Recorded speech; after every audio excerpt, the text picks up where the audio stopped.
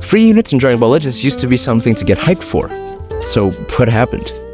Hey, Grimmy here, and today let's talk about why some event-exclusive units nowadays feel like an afterthought, and how Legends can make them meaningful again. Stick around until the end of the video, and I'll let you decide whether or not I deserve your like and subscription. Besides special cases like Cyborg Tao, there were previously a lot of event-exclusive units we've seen who seem a bit off. If you really think about it, we were blessed to see units like Kid Goku, Super Saiyan Trunks, and Goku with his Yard Rat fit, who were units with unique models, animations, and abilities despite being free units. In more recent times, we have seen a lot of units who share this level of quality and effort in the April Fool's units, funnily enough, namely with Raditz, Pui Pui, and Cyborg Tao like I mentioned before. I find it to be a bit of a shame how, out of every year, there's really only one free-to-play unit that's really memorable. A lot of event-exclusive units were lost when it came to what they were supposed to do, especially in the competitive PvP meta, where new units were really tested. Take this Super Saiyan Blue Goku as an example. He's barely 6 months old, and yet we haven't seen him anywhere. Like, he's nowhere to be found, even in bronze rank PvP. One issue to point out is that he's designed to be a damage dealer, which is not the most optimal position for free units due to their weaker stats compared to other damage dealers, which are normally the premium units, built to define the meta for a pretty substantial period of time. But it's not just about stats. There's a deeper design issue at play. One of the biggest design flaws in my opinion when it comes to event-exclusive units is located in their design. A lot of times, to promote their position on certain teams, their effects are locked behind building your team a specific way, with specific battle members. I'm not entirely against this design philosophy, but I really dislike how a solid chunk of the unit's abilities may never even be activated in a battle if you throw them into a team with the units who don't fulfill their restrictions. In the process, rather than promoting their position as a team staple, the devs have basically given free-to-play units like this Vegeta a one-way express ticket to the shelf. Not even the bench, the shelf. And that's another issue. These units often have weak Z abilities that force room to be made for the event-exclusive tag. Nowadays, we have Tri-Arena in PvP where they can be relevant, but for the majority of the year that tag has zero relevance in PvP. This flaw in Z abilities leads free-to-play units to not even be viable for the bench in rating match with standard rules. And if you're trying too hard to be something you just can't be, like this in Shenron, well, don't even think about the possibility of being viable in rating match proud. And again, this guy actually has some meta design in mind, right? With, just regular cover null and a 50% disrupt. But the way it was built simply doesn't allow him to compete against a lot of units you're going to see in PvP who have similar abilities but are just downright better. So what needs to happen? What do we need in order for event-exclusive units in Legends to become an important component of the game from now on? Here are 3 ways I think Legends can fix event-exclusive units to make them a more important component of the game from now on. First, defined, relevant roles. The roles of free-to-play units need to be more defined. While in many cases some are outfitted with the regular bells and whistles a normal meta unit would have, it's often to a lesser extent, which makes it almost meaningless. The devs have already announced their new direction when it comes to designing new units, having a greater leaning towards the character's role. So a support type character would obviously have much more support effects in comparison to a lot of damage dealing characters who would probably have a lot of damage effects but missing utility, so would require support type units to fill in those blanks. And I believe this needs to be implemented even more so for event-exclusive units.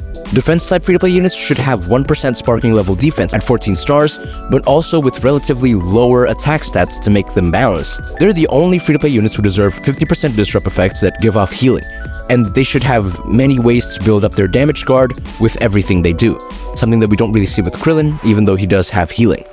The support-type free-to-play units should have slightly lower base stats across the board, but should lead the meta when it comes to the supporting role of the team, giving the team all the utility it needs through consistent healing as a staple and various other effects to make them stronger.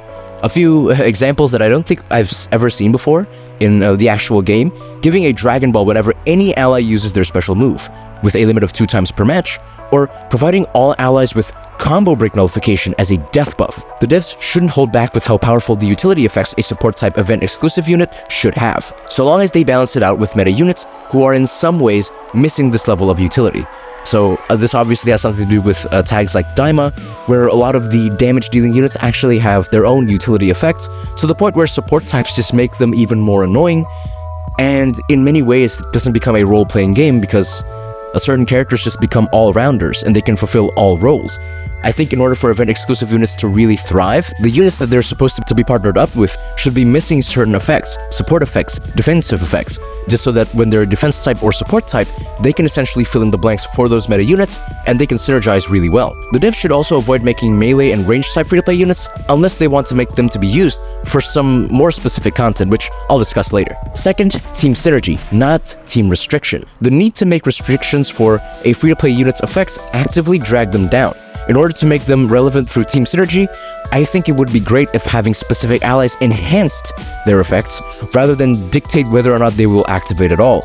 This way you can put any free-to-play unit on the leader slot and still get a taste of all their contributions for your setup, but you'll be able to maximize that contribution by putting them on a more suitable team. On top of that, the functions of a free-to-play unit need to be designed to complete their designated team. I think I said this just now, so I think it would be optimal if the devs planned their summonable units designed to match the free-to-play unit that's available, so that those summonable units get what they need from their free-to-play unit partner who's releasing at the same time, while giving what the free-to-play unit needs themselves, namely damage or whatever it is that may be.